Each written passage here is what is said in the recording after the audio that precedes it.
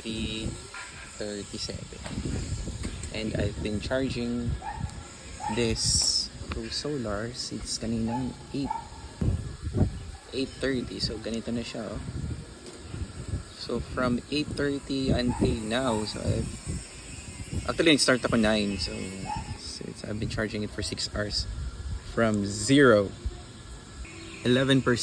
Na-charge ko yung 11%. So charging this since 9 a.m. until now. It's 3 p.m. So totoo nga, nag-charge to ng solar.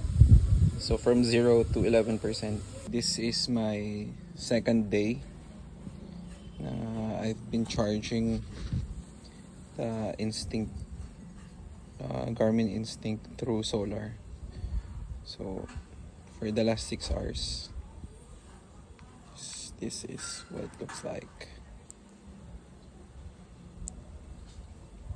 Okay, so it's January 9. We'll check the intensity. Solar intensity for 6 hours.